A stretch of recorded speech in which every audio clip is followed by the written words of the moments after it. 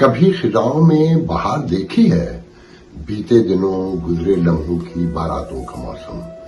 جسے ہم خزاں کا نام دیتے ہیں کہ یہ پتجھڑ ہماری زندگی کے انت کا نشان ہے، کہ وہ پھول پتے جو کبھی درختوں پودوں پہ لدے بہار کی علامت تھے، اب کیسے ہمارے قدموں سڑکوں ویرانوں میں ڈولتے ہیں۔ یہ سوکھے مرجھائے خزاں رسیدہ پتے ہی نہیں ہیں، یہ ہماری تمہاری گزری اس بہار کے گواہ ہیں، جن بہاروں میں رنگ، خوشبو، معطر معطر ہوا، زندگی کی وہ ساعتیں، وہ لمحات، وہ دن رات اور ماہ و سال بھی جڑے بندھے اور گندھے ہیں، کہ جن میں کم ہی سہی کچھ لمحے خوشی کے بھی چھپے تھے، وہ لمحے کہ جن میں ہمارے پیارے سارے راج دلارے، سب سے انوکھے آسمانوں کے تارے سنگ تھے، ساتھ تھے، ہم سے جڑے تھے، بہت سے الگ جسم و بدن رکھنے کے باوجود ایک روح و جان تھے،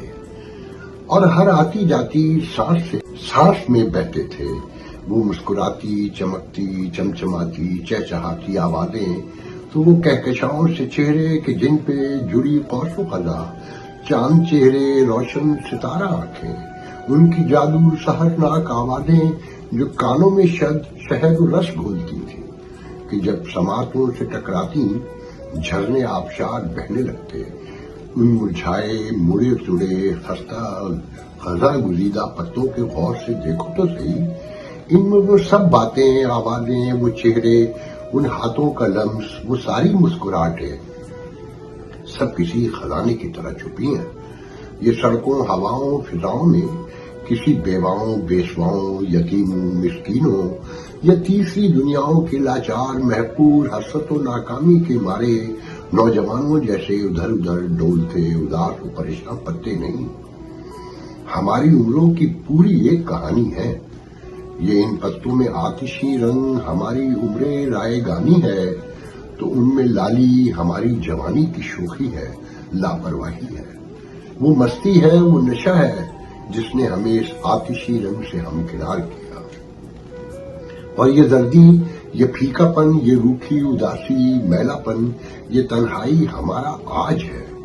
جس میں ہمارا پورا کل دور سے صاف کہیں جھلکتا ہے، مہکتا ہے۔ لوگوں، ان خزاں رسیدہ عودے نیلے، پیلے زرد زندگی کا ساتھ چھوڑتے اپنے قدموں تلے رلتے ڈولتے بے رنگ پتوں کو روندنے سے گریز کرو، احتیاط برتو، کہ عمر رسیدگی میں سب کی ایک کہانی ہے، جس کا بس ایک ہی حاصل رائے گانی اور بس رائے گانی ہے، کہ ان پتوں کی کم مائیگی، خستگی میں چھپے سبق کو پڑھو، سمجھو اور جانو، کمزوری، کسمہ پرسی، غربت، تنہائی کی ایک ہی دردناک کہانی ہے، جو تم پہ بھی گزرنی ہے، مجھے بھی آخر بتانی ہے۔